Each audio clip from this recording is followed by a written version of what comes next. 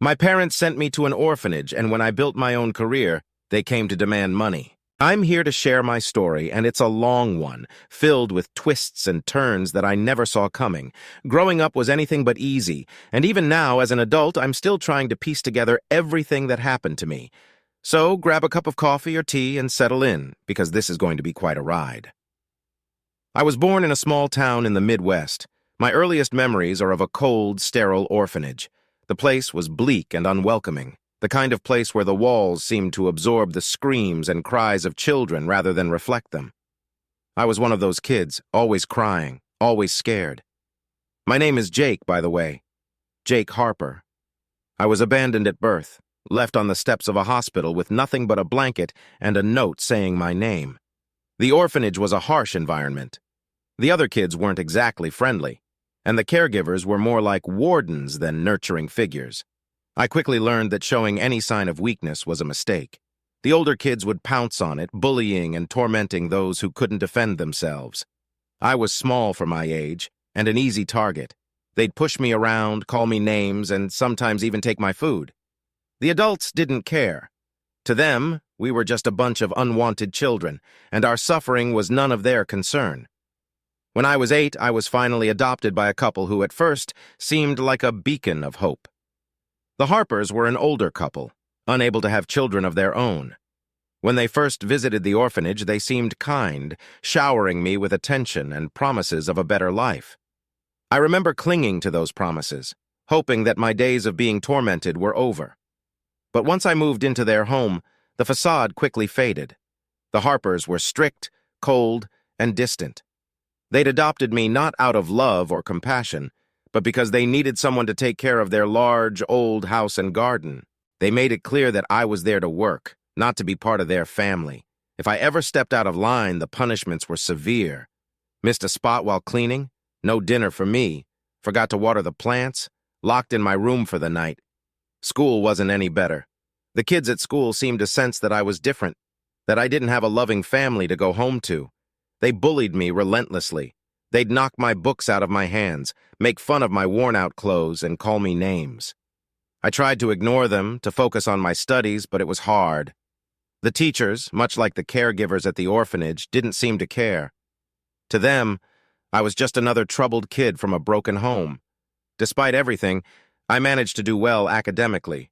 Books became my escape, my sanctuary from the harsh realities of my life. I would spend hours in the library, reading about far-off places and people who overcame insurmountable odds. I dreamed of one day escaping my situation, of going to college and making a better life for myself. When I finally graduated high school, I was accepted into a state university on a scholarship. It felt like a fresh start, a chance to leave behind the pain and suffering of my past. But university life was a different kind of challenge. I was on my own for the first time without any support system. I had to work multiple part-time jobs to make ends meet, all while keeping up with my studies. My freshman year was a blur of exhaustion and stress. I barely slept, constantly juggling work and school. I tried to make friends, but it was hard to connect with people when I was always so tired and worried about money. I felt like an outsider, just like I had in high school. One of the part-time jobs I took was at a local diner. It wasn't glamorous, but it paid the bills. The owner, Mr. Thompson, was a gruff but kind man. He knew I was struggling and often let me take home leftovers. I was grateful for his kindness, but the other staff members weren't so understanding. They saw me as competition for hours and tips and often made my shifts difficult. Then, there was Sarah. She was a junior and one of the few people who tried to befriend me. We met in the library, both reaching for the same book. She laughed, a light, melodic sound that made me smile despite myself. We started studying together, and for a while things seemed to be looking up, but life has a way of throwing curveballs. One night, while walking back to my dorm from the diner, I was mugged. A group of guys cornered me, demanding my wallet. When I hesitated, one of them pulled a knife. I handed over what little money I had, and they ran off, leaving me shaken and bruised. I reported it to the campus police, but nothing ever came of it. It was just another reminder that I was on my own. Sarah tried to help me, but there was only so much she could do. I didn't want to burden her with my problems. She had her own life, her own struggles. I didn't want to be just another thing she had to worry about. So I put up walls, pushing her away even as I longed for her companionship. As the semesters went by, things went from bad to worse. My grades started to slip, and I found it harder and harder to keep up with my coursework. The constant stress and lack of sleep were taking their toll. I felt like I was drowning, and there was no one to throw me a lifeline. One particularly rough night, after a long shift at the diner and an even longer study session, I collapsed in my dorm room. I woke up in the hospital, surrounded by beeping machines and sterile white walls. The doctors said it was exhaustion and stress, but I knew it was more than that. It was the weight of my entire life crashing down on me. Sarah visited me in the hospital, her eyes filled with worry. She held my hand and told me everything would be okay, but I couldn't believe her. How could anything be okay when my whole life had been nothing but pain and struggle? I pushed her away again, telling her I didn't need her pity. When I was released from the hospital, I was more determined than ever to turn my life around. I threw myself into my studies, working even harder to catch up. But the harder I worked, the more I seemed to fall behind. It was like trying to climb a mountain with no summit in sight. Then one day, everything changed. I was called into the dean's office, my heart pounding in my chest. I feared the worst, thinking I was going to be expelled for my slipping grades. But instead, the dean told me I had been selected for a prestigious internship. It was a chance to work with one of the top companies in my field, a golden opportunity that could change my life. I couldn't believe it. For the first time in my life, something good was happening to me. I accepted the internship, determined to make the most of it. The company, Stanton Industries, was a powerhouse in the tech world. Working there was a dream come true, and I threw myself into the work with everything I had. The internship was demanding, but I thrived under the pressure. For the first time, I felt like I was part of something important, something bigger than myself. I made connections, learned valuable skills, and started to see a future for myself beyond the pain and struggle. But life, as always, had other plans. One day, while working late on a project, I received a call from Sarah.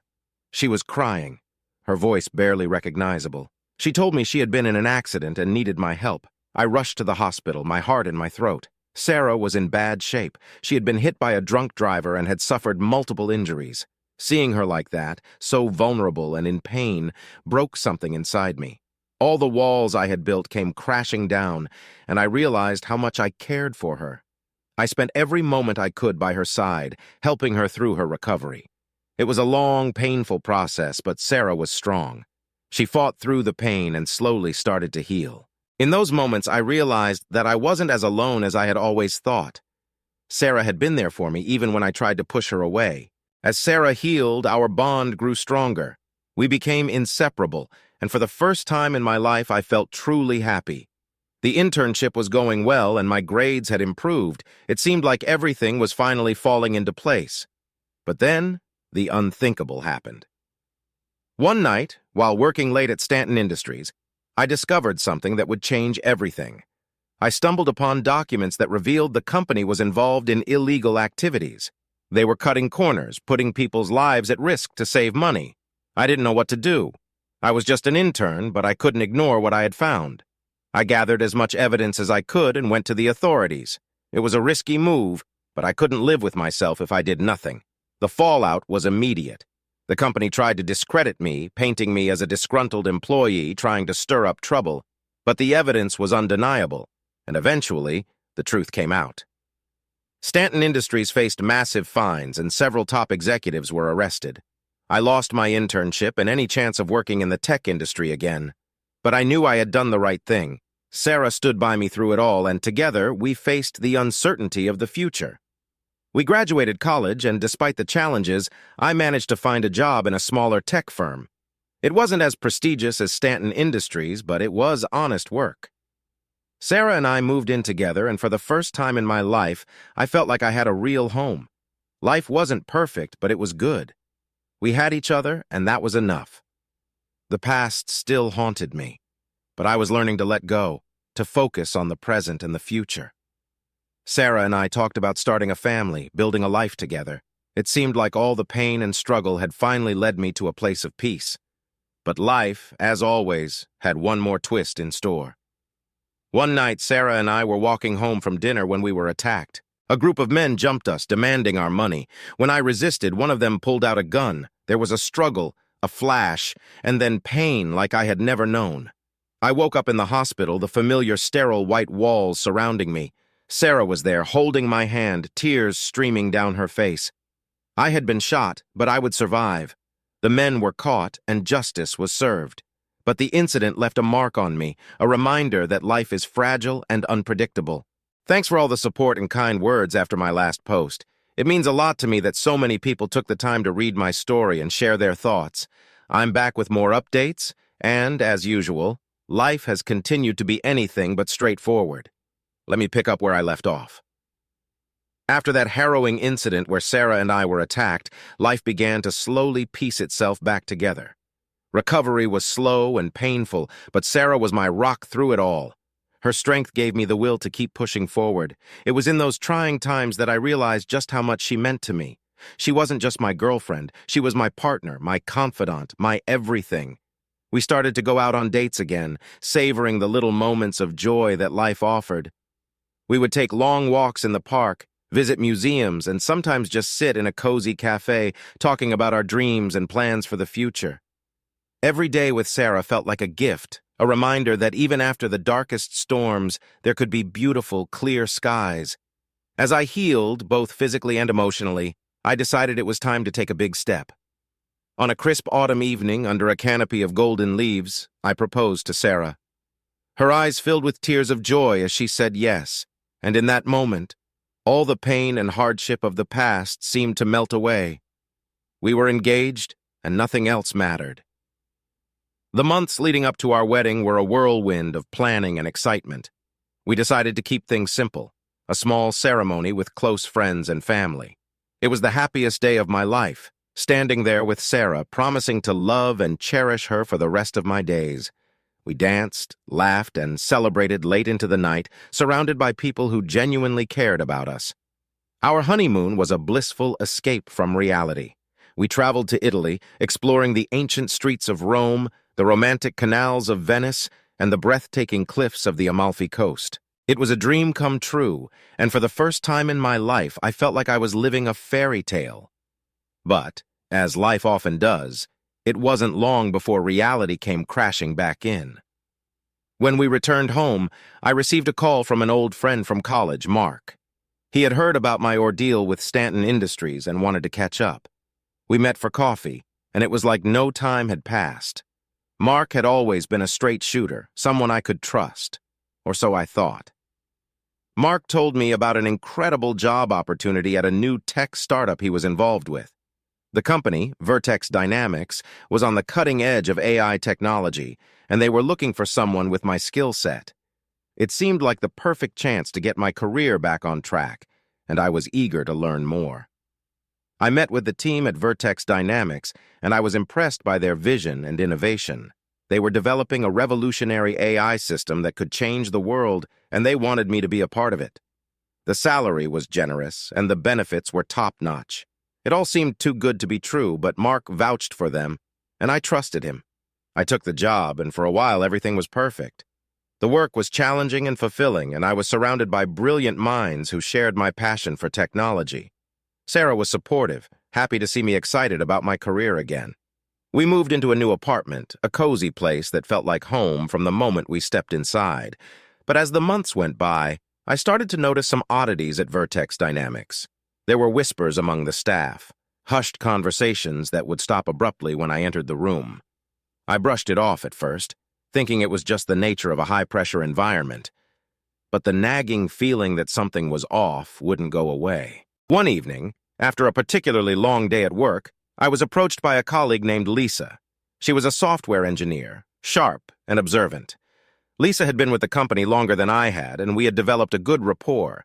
She looked nervous as she pulled me aside and told me she had something important to discuss. Lisa revealed that she had stumbled upon some troubling information. She had been working on a project related to data security when she discovered that Vertex Dynamics was involved in some questionable practices. They were collecting and selling user data without consent, and the AI system we were developing was being used for surveillance purposes by undisclosed clients. My heart sank as she showed me the evidence. It was clear and damning. I felt a sense of déjà vu, a reminder of what had happened at Stanton Industries. But this time it was worse. I was deeply embedded in the company, and my reputation was on the line. I knew I had to do something, but the stakes were higher now. I had Sarah to think about, our future together. I took the evidence to Mark, hoping he could provide some clarity. To my shock, he brushed it off, insisting that Lisa was mistaken and that I should ignore her. He assured me that everything was above board and that I shouldn't worry, but his dismissive attitude only fueled my suspicions. I decided to dig deeper on my own. Late at night, after Sarah had gone to bed, I would pore over company documents and emails looking for more proof. What I found was worse than I had imagined. Vertex Dynamics was not only selling data, but also manipulating information to influence political events and social movements. They were playing a dangerous game, and I was a pawn in it. I confided in Sarah, telling her everything. She was understandably worried, but stood by me, encouraging me to do what I thought was right. Together, we made a plan. I gathered all the evidence I could find, knowing that exposing the truth would put us both at risk. One night, as I was copying files onto a secure drive, I heard a noise outside our apartment. I looked out the window and saw a car parked across the street, its occupants watching our building. My heart raced as I realized we were being surveilled. I quickly finished copying the files and hid the drive. The next day, I went to the authorities, just as I had done with Stanton Industries. The investigation was swift and the fallout was immediate. Vertex Dynamics was shut down and several top executives, including Mark, were arrested. It turned out that Mark had known about the illegal activities all along. He had lied to me, used our friendship to get me on board and keep me quiet. I was devastated. Not only had I lost my job, but I had also lost a friend. Trust, once broken, is hard to rebuild. The betrayal cut deep, and for a while I was lost, unsure of what to do next. Sarah and I decided to take some time away from everything. We rented a cabin in the mountains, far from the chaos of the city. The fresh air and tranquility were a balm to our wounded souls. We spent our days hiking, reading, and simply enjoying each other's company. It was a much-needed respite, a chance to heal and reflect. During one of our hikes, we stumbled upon an old, abandoned cabin. It was run down, but there was something charming about it. Sarah and I spent the afternoon exploring the cabin and its surroundings. We talked about what it would be like to fix it up, to turn it into a getaway spot for ourselves and future generations. The idea sparked something in us, a new dream to chase. We decided to buy the cabin and spent the next few months renovating it. It was hard work, but it was also incredibly rewarding. We poured our hearts into that cabin, making it a reflection of our love and resilience. By the time we were finished, it felt like a new beginning, a symbol of the life we wanted to build together. With the cabin project complete, I started to think about my career again. I knew I wanted to stay in the tech industry, but I was wary of big corporations. I wanted to do something meaningful, something that would make a positive impact. After much thought and discussion with Sarah, I decided to start my own company, a tech firm focused on ethical AI development. It was a daunting task, but I was determined. I reached out to former colleagues and mentors, gathering a team of like-minded individuals who shared my vision. We started small, working out of a shared office space, but the passion and dedication of my team were palpable. We were united by a common goal to create technology that would benefit society without compromising on ethics. The early days of the company were challenging. We faced numerous obstacles, from securing funding to developing our first product. But slowly, things began to fall into place. We launched our first AI-driven platform designed to help nonprofits and social enterprises optimize their operations. The response was overwhelmingly positive, and our client base grew steadily. As the company flourished, so did my relationship with Sarah. We faced many challenges together, but each one only made us stronger. We celebrated our successes and supported each other through the tough times. Sarah became my partner in every sense of the word, helping with the business and always offering a shoulder to lean on. One day, while going through some old files, I stumbled upon an email from someone I hadn't heard from in years, my adoptive parents, the Harpers. They had found out about my company and wanted to reconnect. I was taken aback. After everything they had put me through, I wasn't sure I wanted to reopen that chapter of my life. But Sarah encouraged me to hear them out, to see if they had changed. I agreed to meet them, cautiously hopeful. When we sat down together, I could see the years had softened them. They apologized for the way they had treated me, admitting they had been wrong. They wanted to make amends, to be a part of my life again. It was a difficult decision, but I chose to give them a chance. People can change, and I was willing to see if they truly had. Reconnecting with my adoptive parents was a slow process. There were years of hurt and mistrust to overcome, but gradually, we began to rebuild our relationship. They were supportive of my company and genuinely interested in my life. It wasn't easy, but it felt good to let go of some of the anger I had been carrying for so long. As life continued to move forward, Sarah and I faced another unexpected challenge. We had been trying to start a family, but after several months with no success, we decided to see a specialist. The news was heartbreaking. We had fertility issues, and our chances of conceiving naturally were slim. The news hit us hard, but we were determined not to let it define us. We explored various options, from fertility treatments to adoption. It was a roller coaster of emotions, but through it all, we had each other. Eventually, we decided to adopt, wanting to give a child a loving home, just as I had once hoped for. The adoption process was long and arduous, filled with paperwork, interviews, and waiting. But finally, we were matched with a beautiful baby girl. Holding her in my arms for the first time was a moment I'll never forget. It was like all the pain and struggle had led to this one perfect moment. We named her Grace, and she became the light of our lives. Parenthood was a new adventure, filled with sleepless nights and endless joy. Watching Grace grow and discover the world was a reminder of the resilience of the human spirit. No matter how difficult the journey, there is always hope, always a chance for happiness. I'm back again with another update on my life. Thank you all for your continued support and encouragement. It's been a wild ride, and it seems like the twists and turns just keep coming. What I'm about to share has been one of the most harrowing experiences of my life, but it also showed me just how strong I can be.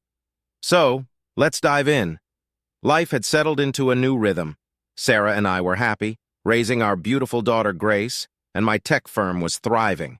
It felt like we had finally found our stride, that elusive balance between work, family, and personal fulfillment. But, as fate would have it, peace is often temporary.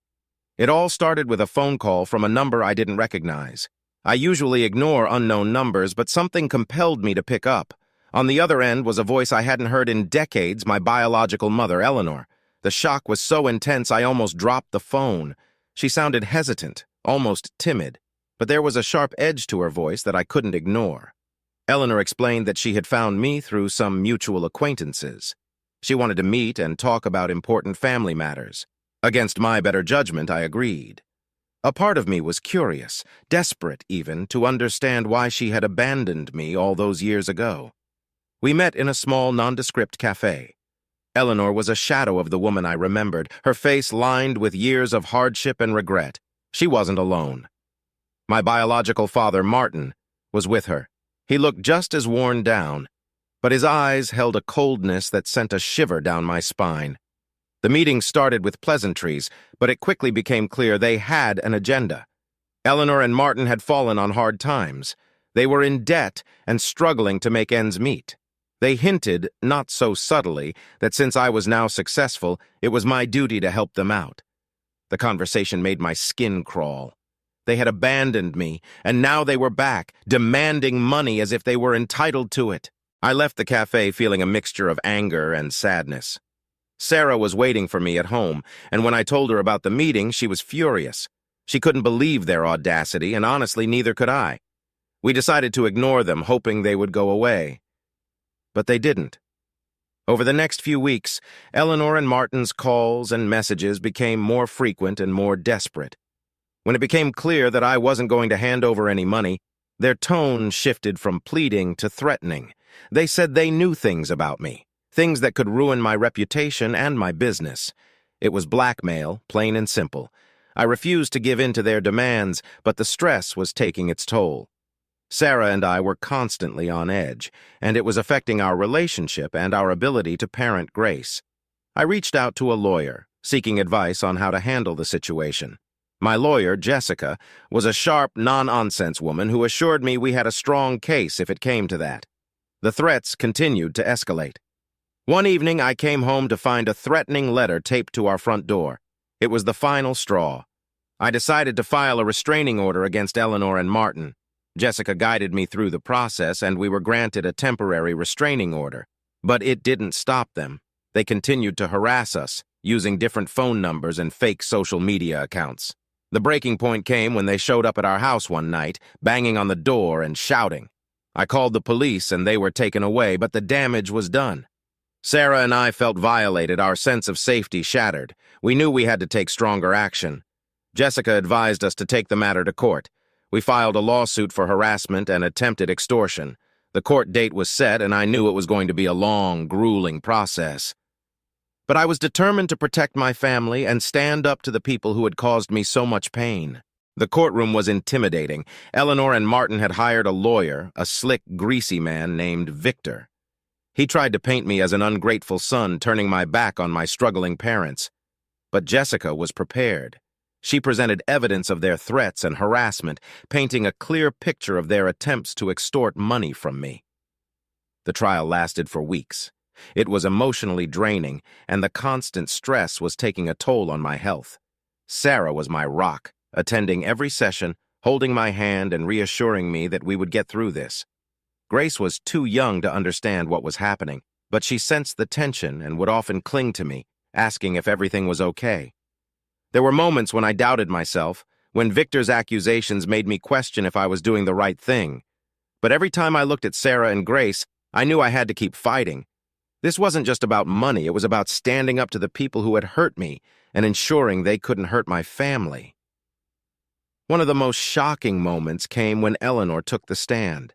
She tried to evoke sympathy, talking about her hardships and how she had regretted giving me up. But under cross-examination, Jessica revealed inconsistencies in her story. It became clear that Eleanor and Martin were not the victims they claimed to be. They had made their choices, and now they were trying to manipulate me into solving their problems.